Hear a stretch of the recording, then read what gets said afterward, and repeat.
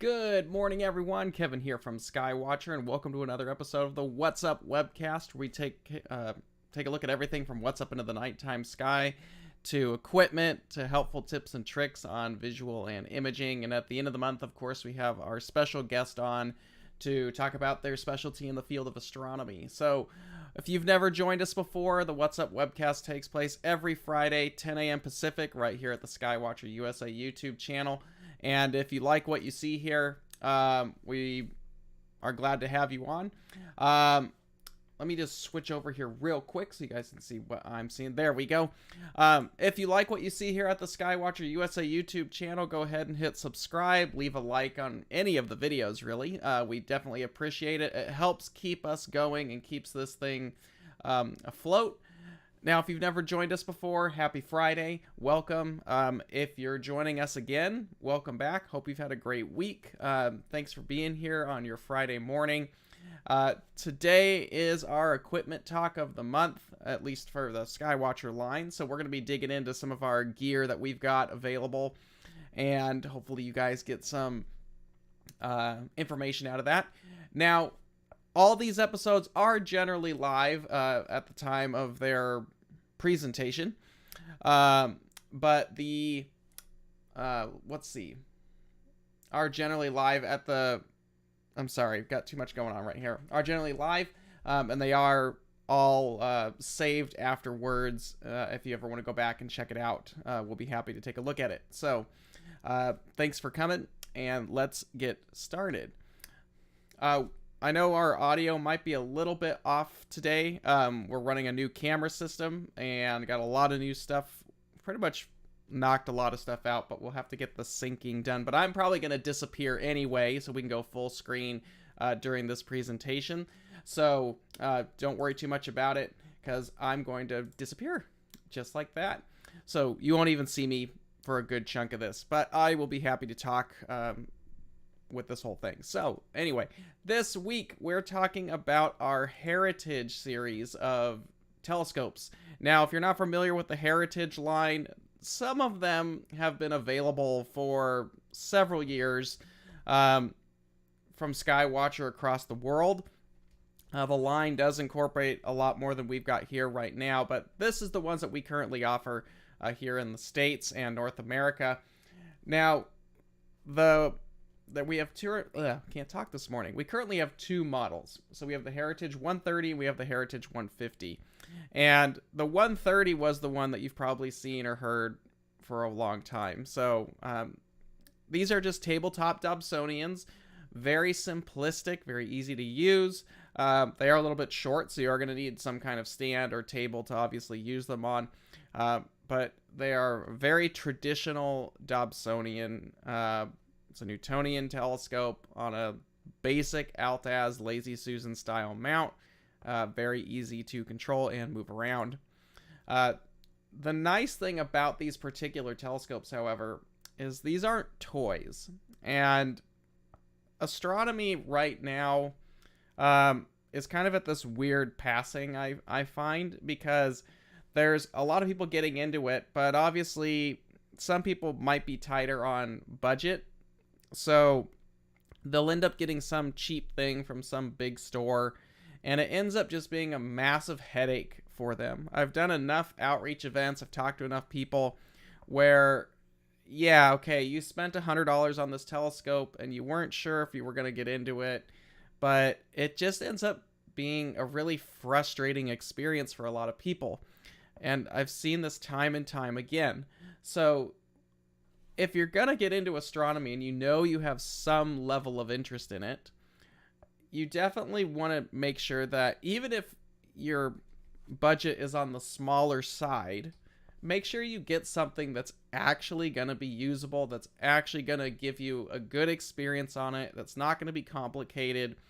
And a lot of people also want to rush into taking pictures and doing astrophotography. That is not a budget-friendly side of the hobby. Nothing about astrophotography is relatively affordable. And affordable is a very fluid term when it comes to astrophotography and that equipment. So The Heritage series is kind of Skywatcher's response to having something that is affordable. Both models at this time of the recording are under $300. I think both, yeah, under $300 for both of them. But they're actually giving you a real telescope. You're getting a true Newtonian telescope. It has an actual parabolic mirror, as a Newtonian should. But the thing about it is, a lot of these more affordable telescopes that you're going to find kind of in this sub 300, probably more under 200 category, they'll be a quote unquote Newtonian, but they're going to have some kind of spherical mirror. And then that means you're going to have some really weird aberrations. It's a lot easier to manufacture a spherical mirror than it is a parabolic mirror. So obviously it's cheaper, but it's not going to give you the sharpest image that you'd like. You're going to get a lot of aberrations at the edge. And it's going to have some really funky optical design with like a Barlow or something in the focuser. And it's just going to be, it's more frustrating than it really needs to be. So the thing about the Heritage is it's a true, there's two of them. They are true Newtonian optical systems. So what I mean by that is it has a parabolic primary mirror. That's what's collecting the light. It's curved, as a parabolic shape, and it's going to focus all the light to the elliptical flat mirror further up the tube. So standard Newtonian, light comes in the front, hits the mirror, bounces off the primary, up to the secondary, and then up into the focuser. Very standard Newtonian telescope. We do have 94% reflectivity coatings on all of our primary mirrors. The Heritage are no different. They're just smaller mirrors. They are also fully collimatable.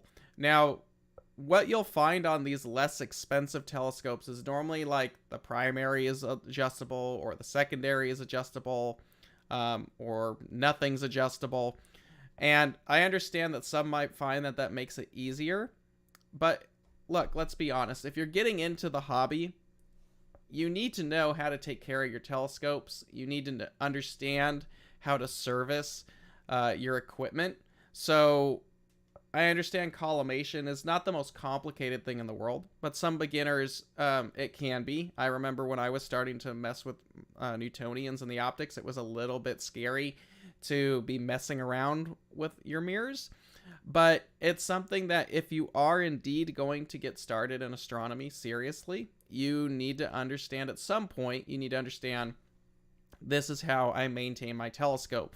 So it's a good start if you could just right off the bat get through that and realize it's not that scary, and it's nothing to really worry about. So, but having a telescope that's actually set up like a real telescope is going to be, is a good way to go. So the Heritage series has fully collimatable optics. So the primary, it's your typical push-pull. You know, it's got some thumb screws back there with springs, and then it's got some locking screws next to each thumb screw that adjust the primary, just like it would on any other Dobsonian telescope.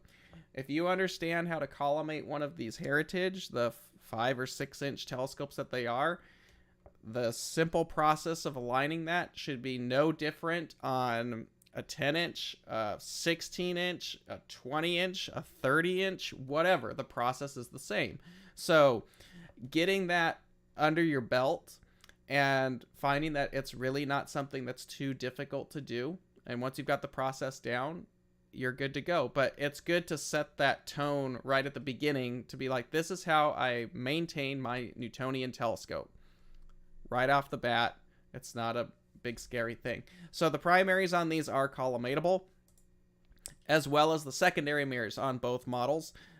Both models have this 3-point collimation, so your standard screws. If you just bought one of these, leave the center screw alone. That's a Phillips screw. I understand you might want to mess with it. That is just to mount the secondary mirror and keep it in position. You don't really, or I should say, don't touch it. You just don't need to mess with it. All you need to do with these is adjust the 3 small metric hex screws that are inside, or on the back side of the secondary there. That is your push screws, and that will give you all the adjustments of the secondary that you're going to need. So that's really it. It's no different than any other Newtonian. It's a very easy system to work with. It's the same for both the 130 and the 150. And it just sets a good rule of thumb on what you should expect if you're going to jump into a larger instrument later on. So that's how I would recommend that. So that, like I said, they're fully collimatable there. These are collapsible tubes as well. So what's nice about these is, as you can see there, the truss poles there's some locking screws on these. They're right there. You can see them. You loosen those and the whole top portion actually shrinks down, and then we have a cap for the top there. So the nice thing about it is, the tube collapses down completely, which means the secondary assembly goes all the way inside the tube, and then there's a front cap on the optical system.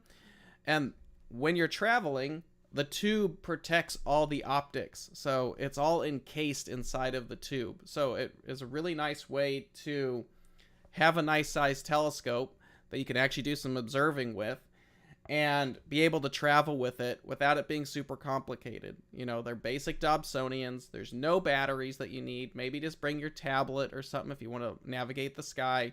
Very smooth bearings on these to move them around. And when you're done, you just collapse the tube and put the cap on the front, and all the optics are safe inside the metal tube, so it's ready for transport anywhere you're going to go. So they're very clean telescopes to work with. Oh, and I'm sorry. They do feature, every Heritage optical tube is actually mounted with a V-rail on the side there, and that allows you to move it up and down the base and get balance. But some people actually remove the tubes from the bases, and you can put them on your favorite go-to mount if you want. Maybe you have an AZ GTI and you want to put one on there. Maybe you have an equatorial mount and you want to pop one on there. I have had people do that before. It makes it easy if you want to switch out the tube. A lot of the cheaper telescopes that are on the market, they're just stuck on their tube. They're just stuck on their base. So there's not really a great way to upgrade if you ever want to do anything. But these, they mount just like many modern day telescopes do, with that Vixen rail on the side. I think I've got a picture of it somewhere, but we'll get to that. And you can easily switch that out. So I believe I actually talked about there. So hold on just a sec. All the bases on the Heritage have a built-in handle. Makes it really easy to pick them up and move them around from place to place. There's an adjustable tension knob, so you can adjust the tension. Maybe you're using a slightly heavier eyepiece up at the top. And of course, there's the Vixen rail right there. And there's a thumb screw right here. And that allows you to loosen it, so you can actually move the rail up and down in the base, or completely remove the tube from the actual tabletop base, so you could put it on something else if you want. So it allows you to kind of have an upgrade path if you want to go that route. But at least you can go to a go-to mount, or switch it to something else if you like. You're not just stuck with like 3 bolts that stick it to the base and you can't do anything else with it. It does give you a little bit of freedom to work with it. And we had just talked about that. You can actually remove it and add it to your mount of choice. I've seen people take these off and put them on like an EQ6R, which is super overkill. I've seen people put them on like a Celestron AVX. Our AZ GTI works really well with these if you want something that's a little higher off the ground. It's got a real tripod. So there's some options there where you can get a decent aperture tube that's really nice and compact, but you don't have to keep it on the tabletop dob base if that is what you'd like to do. Now, both models also feature this rear baffle. This protects against any glare that might be coming in from behind the secondary. I have seen people make their own shrouds before. I don't know if AstroZap is making one for these at the moment. They make them for our larger models, like the 8-inch on up to the 16-inch for the collapsible series. But this does have a rear back baffle on there to help, just get rid of some of the external glare behind the secondary there. And both models feature that as well. So let's start with the smallest one. This is the Heritage 130p. If you're not familiar with our, naming conventions at Skywatcher, we normally have whatever the series is, so it's Heritage. And then the aperture is generally, the name is listed in the front, followed by whatever the aperture size is in millimeters. And then for the Newtonians, if there's a P on the back, that stands for parabolic. So that's kind of our naming convention, if you ever want to know.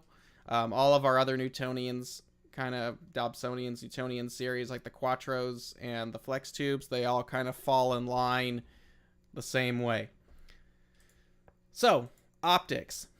That's what everybody wants, right? Everybody wants good optics. So the Heritage 130 is going to give you 130 millimeter. It's a 5-inch. That's a pretty decent aperture at that point. It's 650 millimeters for the focal length, and it's f5. So that's still a relatively short focal length to be working with, but it's long enough to where you could add a little bit higher magnification eyepiece and easily easily get some magnification on the planets to make it look nice. But then that 5-inch aperture is really going to be a lot more there for you to actually dig into it. Like I said, these aren't toy telescopes. This isn't some, little plastic 50, 60, 70 millimeter lens. This is a, glass 5-inch parabolic primary mirror. You're actually going to get 56% more light gathering power on this telescope, or a 5-inch telescope, than you would a 4-inch telescope. So if you've got some little 80 millimeter thing, that's a serious jump in light gathering power. So with that 56% more light, you're talking a limiting magnitude of like 13, which means the entire Messier catalog, all 110 objects in the Messier catalog, are obtainable in the Heritage 130. Now, I understand it's a small little telescope, but you have enough aperture to go out to a dark sky site and do a Messier marathon, and actually get all of them. So that's nice to have a serious aperture to back you up. You can actually get into observing, like true observing, with a telescope of this size. And it's not just going to be something that you can go out and you can just look at the planets and the moon, even though it does very, very well with that. And you can actually add some magnification, get some nice detail out of that. You can actually get into deep sky, some serious deep sky observing with a telescope of this aperture. Now, minimum magnification, 18, maximum 256.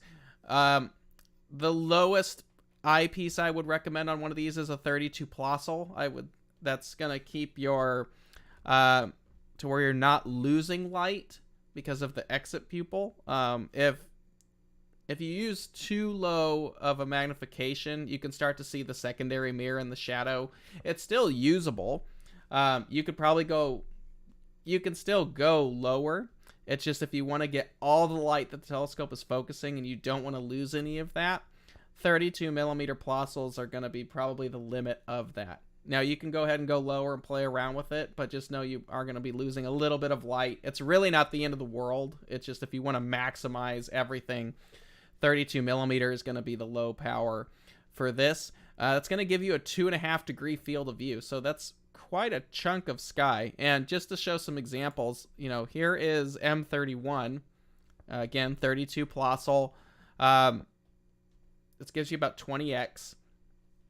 You get all of Andromeda inside of it. And from a dark sky, you could see some dust lanes in there, and you got M110 and M32, the companions. That's a pretty, if you're looking for an easy little wide field telescope, one of these is pretty awesome, actually. So, 2.5 degrees, you're talking a big chunk of sky for like the North American Nebula, maybe with like an oxygen 3 filter if you're a more advanced observer. The Veil Nebula, the Lagoon and the Trifid would fit in here.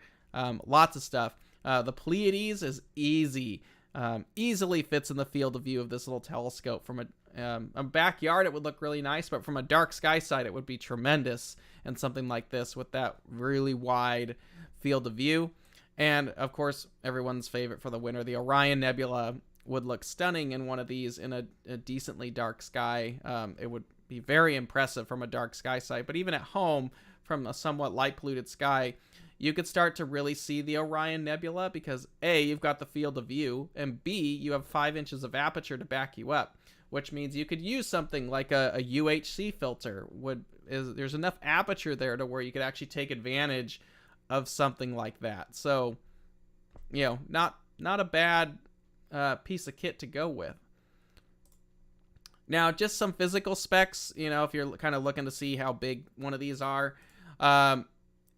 They do use a 1.25" helical focuser, and that does rotate the eyepiece. So the eyepiece does physically rotate on these helicals. There's some people that have had these. The threads on the helicals, by the way, are very coarse.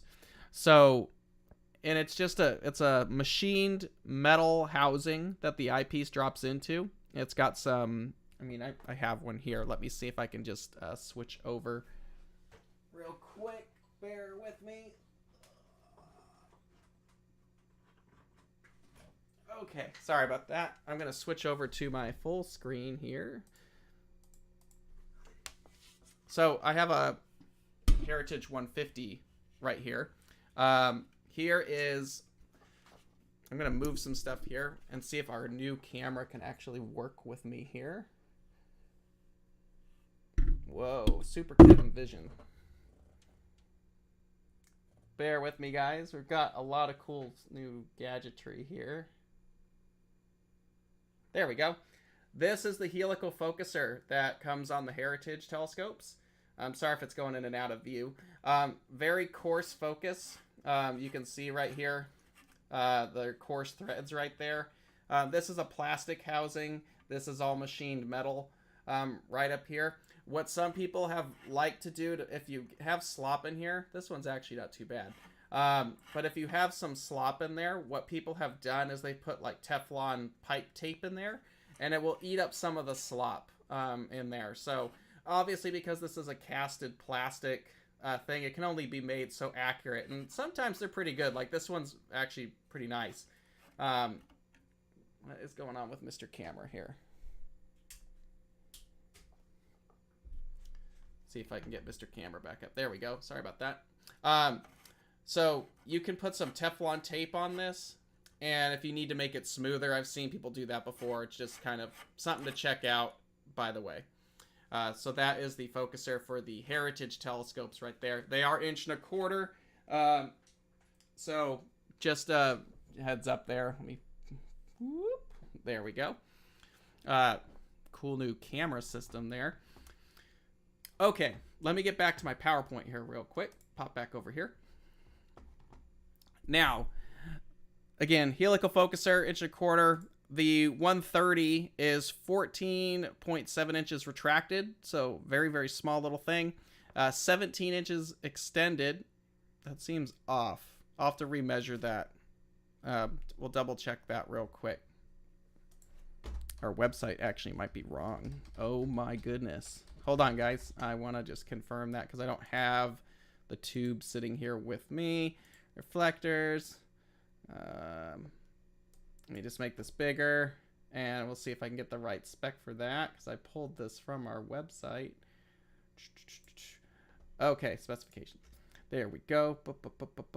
I'm sorry, 25 inches. How did I get that mixed up? So sorry about that. The length of the tube is actually 25 inches extended. So you actually get about 10 inches. The tube shrinks by about 10 inches when you've got it retracted. So it's actually very small. The tube is only 6.5 pounds. It's very light. Easily would fit on a wide variety of, telescope mounts. Even small ones it would work really well on. The base is only 14 inches wide, 17 inches tall. So that's going to be your footprint. You're only talking, like if you've got this stored somewhere, you're only talking about a little over a foot of space that this is going to take up. So you can put it on a little table, you can hide it in a corner, whatever it may be. Total weight is about 13.5 pounds for the whole assembly. So it's not a heavy little thing. You could easily pop this in the car for when you want to go out camping or your deep sky or dark sky outings, whatever you want. It's very lightweight, very small. And then the 130 does come with a 25 millimeter and a 10 millimeter super eyepiece is what we call them. I believe they're like a reverse Kellner design. They're not too bad for what they are. But because it is an 1.25" helical focuser, you can literally use whatever you want. You've got a nice set of televiews laying around, pop a 24-pan optic in there. It's awesome. But any 1.25" eyepiece, that you've got, it will work. No problem. It does have a basic red dot finder, so easy way to navigate around the sky. And that just clamps up to the upper cage right there. There's a little dovetail slot that kind of pops onto. Very easy little assembly there. But that's the 130 right there. And another thing that you might see is the 130 tube is really different from the rest of our tubes. Now, some of you might have been around the hobby long enough to remember 2009 was the International Year of Astronomy. And a lot of tubes came out that had a very similar look to this, and this one's no different.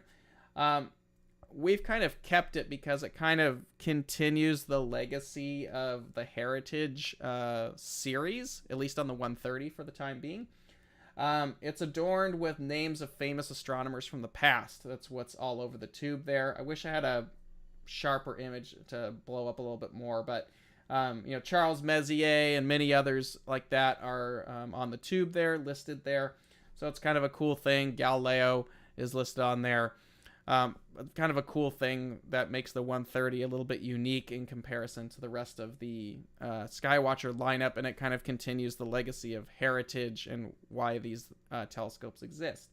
So that is the 130p Heritage 130, a great little intro telescope if you're looking for something, not too small, but an actual serious telescope.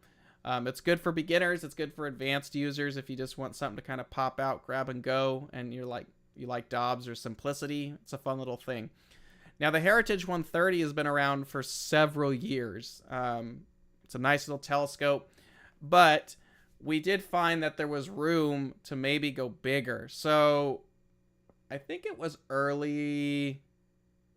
actually late last year, I think, is when we actually announced the Heritage 150. And then, of course, with all the manufacturing stuff going on, it's been hard to get those in. But they are shipping now, the Heritage 150p. This is the bigger addition to the Heritage 130, the bigger brother. This is a 150 millimeter aperture, which I'm sure you've kind of figured out from the naming convention there on the tube. It is parabolic. This is a full 6-inch aperture, little Dobsonian at this point. You're getting 750 millimeter focal length. It's f5 again. But now, with that larger mirror and more surface area, we're talking about 44% more light than the 130. That's almost half a magnitude more that you can get. So all those Messier objects are going to be brighter, easier to see. You're going to be able to see fainter things. You can actually really dig into like the NGC catalog with a 6-inch telescope. With high magnification, you can glimpse some of the planets in pretty nice detail at that point with some higher magnification lenses. Again, 21x is the minimum for one of these, and 295, almost 300 power would be the max. Now, for those of you who are new, when you see someone or something list the magnifications like minimum magnification generally means it's the lowest magnification you can go with an eyepiece before you start to lose light. Maximum magnification is mathematically the highest magnification that the telescope can theoretically handle, all things being equal. Now, things in reality are never equal, ever.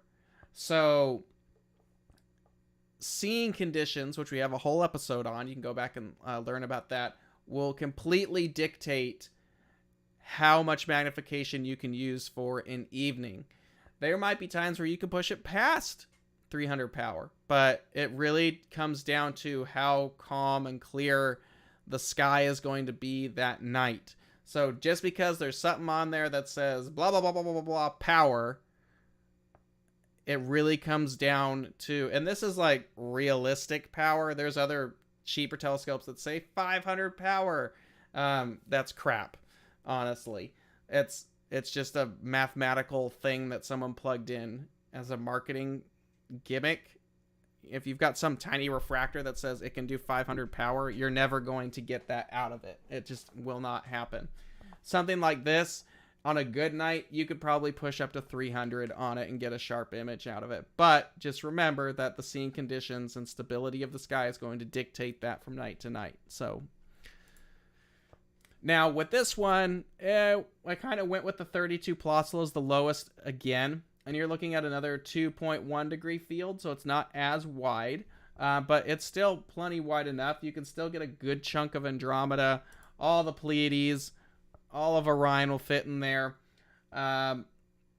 It's still a pretty wide field little telescope that you can go cruise the nighttime sky with. It's awesome if you're cruising the Milky Way in the summer, you know, down where the Lagoon and the Trifid and M16 and 17, all those really, you know, those summertime gems that you like to look at. It's a 6-inch f5 telescope. Perfect little thing. It weighs nothing. So it's a really good little wide field telescope to actually work with there. So that's kind of a cool thing about it. Plus you're getting that extra 44% light grasp gain from going from the 130 to the 150. So that would be why at this time they've all been sold. Now, physical specs, obviously, this has an 1.25" helical, just like the 130 does. It keeps it pretty simplistic, so there's not really a great way to add 2-inch. You can't change the focuser out unless you want to completely modify this telescope. It's just made to be very easy and simplistic on this. So, 1.25" helical. The optical tube is 16.7 inches retracted, and it's 27 inches extended. So it's still fairly compact of a telescope. The tube is about 8 pounds. So again, it's probably pushing the upper limits of something like an AZ GTI, but it's something that you can definitely, you know, put on a little equatorial, something like our EQM35, the HEQ5, AZ-EQ5, all those would be overkill for this thing, but it would work really well on it. An AVX, that'd be fine from Celestron. Base is a little bit bigger. It's 14, almost 15 inches wide, 17 inches tall. So the footprint, if you're storing this thing, is about 15 inches. Circular is about how much space this would take up if you need something that small. And the whole telescope only weighs about 16 pounds. So it's not super heavy. It's an easy one to actually kind of work around with. But it's a full 6-inch telescope at that point. You know, you can actually get out and start doing stuff with it. I have seen people do some astrophotography with this thing. The nice thing about the retractable tubes on this is if you need more in focus for a basic camera, you can retract the tube and find more focus, more inward focus, which you normally can't do with a Newtonian. But if you put this on something like an equatorial, go-to equatorial, you could start messing around with imaging with it. You know, you could put a small 1.25" camera in there and maybe do some live stacking astrophotography. It's f5, it's very fast, so it would be decent for something like that. But it's an easy little telescope that you could start messing around with on a more serious level if you really wanted to. And of course, that includes our basic 25 millimeter and 10 millimeter super eyepieces. That's going to give you 30x, 75x, and that is a red dot finder that actually comes with the telescope. But you're talking a full 6-inch telescope. It's great for observing. I do want to show you guys real quick. I'm going to flip out to my camera again here. See if I can get all this in here. I'm going to sound a little further away from the mic. See if I can get this. So here is the full optical tube of the Heritage 150.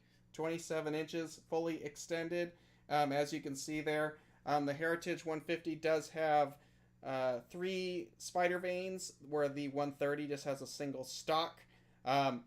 And the nice thing, also, this was a kind of a test prototype that I've got here. The dovetail that actually comes with the 150s now is green, so mine's just black. But what's nice about these is, this is a metal tube here. And like I said earlier, you can actually loosen these screws. So if you have one of these, locate the truss locks, is what I call them, down here at the bottom where they meet the tube. You can loosen these. There's one on each pole.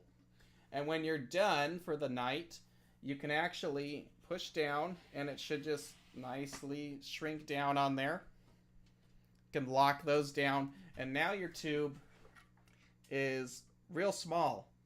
Almost 15 inches, I think, is what the 150 is. And then you've got your cap, and the cap's just gonna fit on top there. It does have notches to line up with the spider veins, so you're gonna have to find the pattern there where it fits down. There we go. And then there you go.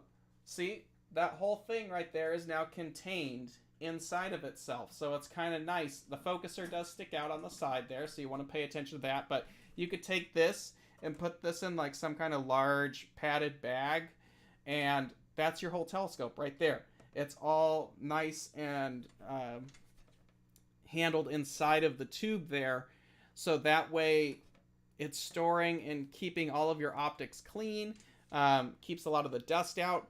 And you could even put this in a carry-on bag if you wanted to, and then if you're flying somewhere, it's something that you could actually take somewhere. It's small enough to where you could put this in a carry-on case and take it with you on a plane, and you've got a full 6-inch telescope. I remember when I went to Hawaii my first time back with my family years ago, I wish I had something like this, because being out there, it would have been awesome, but I had to take a little 3-inch refractor, which wasn't bad, but this would be a major upgrade.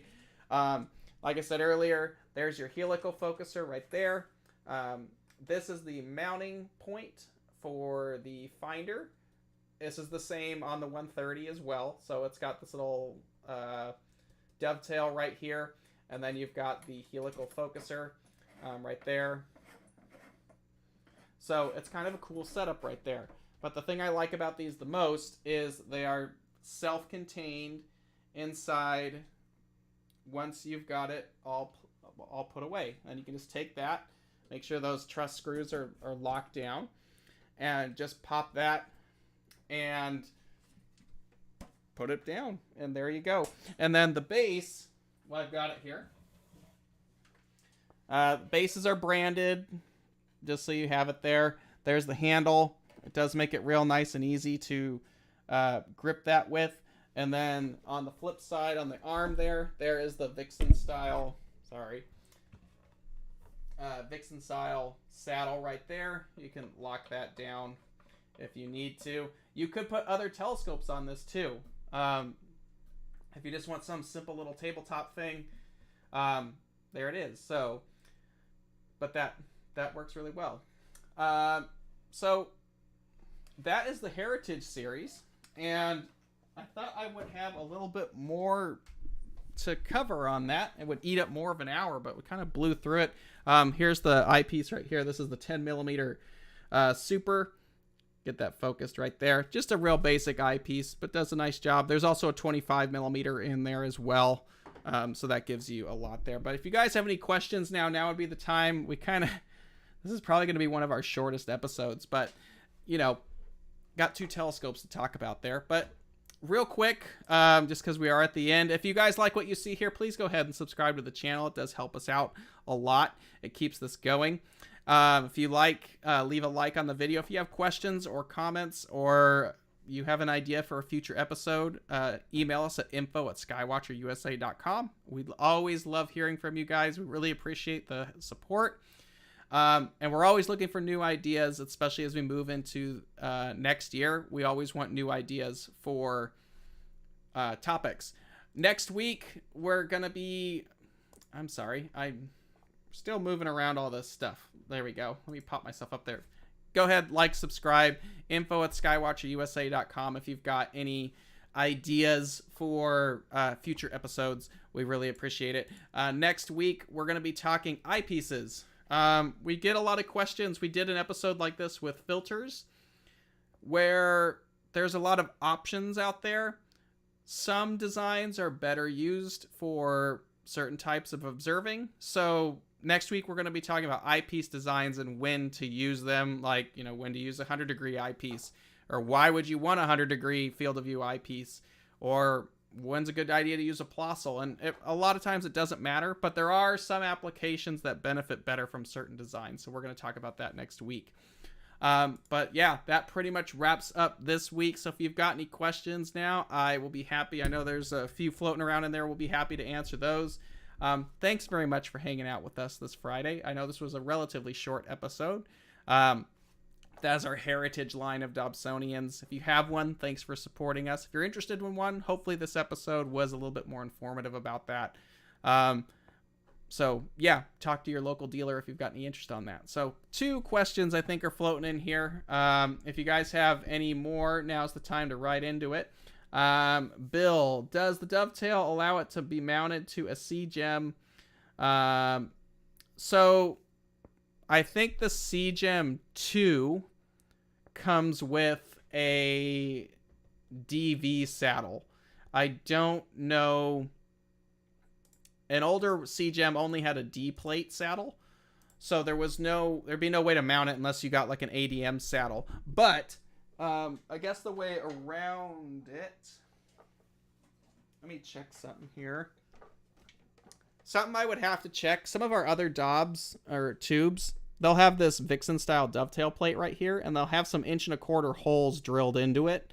And you could mount like a D plate to the Vixen rail plate here if you needed to mount it to a D saddle.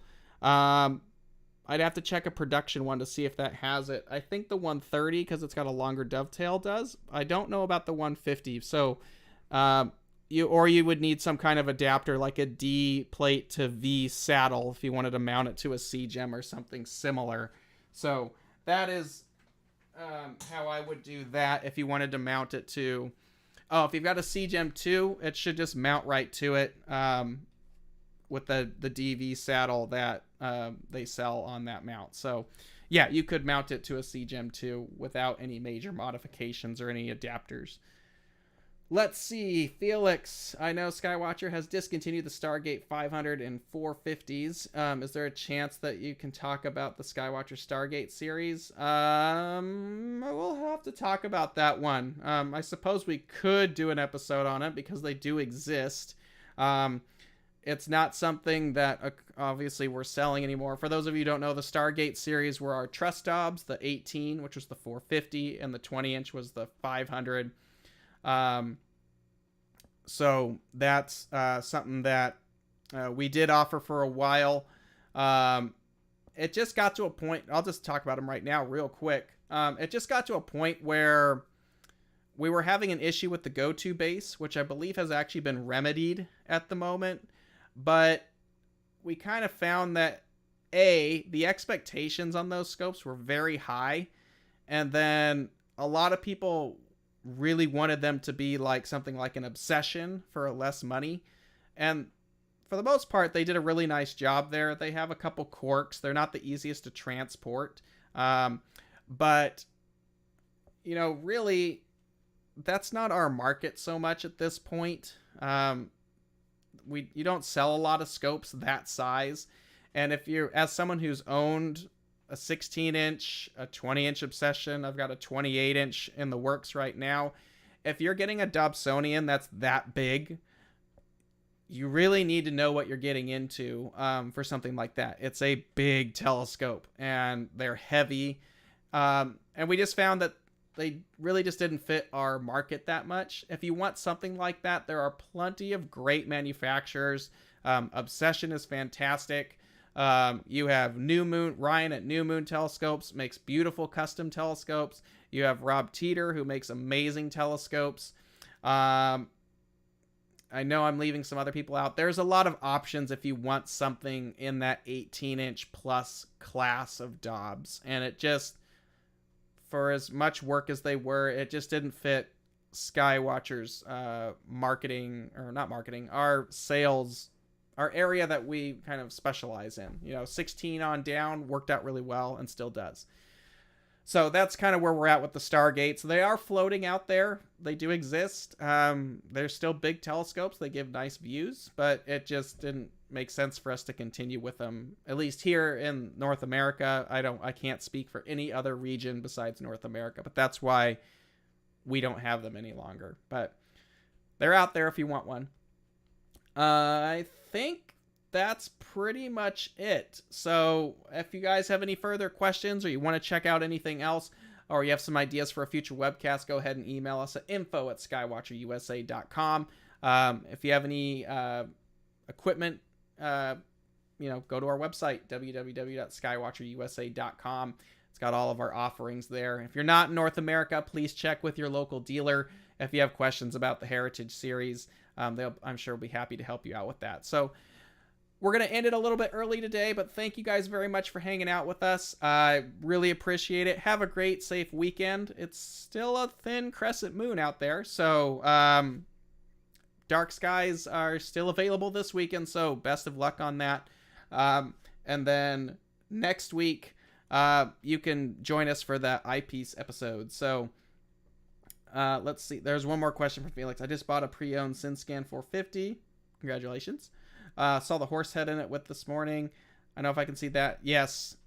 18 inches of aperture with like a H beta or UHC is horse head territory for sure. So very, very nice. Congratulations on that.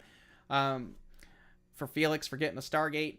If you guys have any other information or questions or whatever, go ahead and reach out to us. Thanks very much. We'll see you guys next week for our Eyepiece segment. Take care and have a great, safe weekend. Bye, everybody.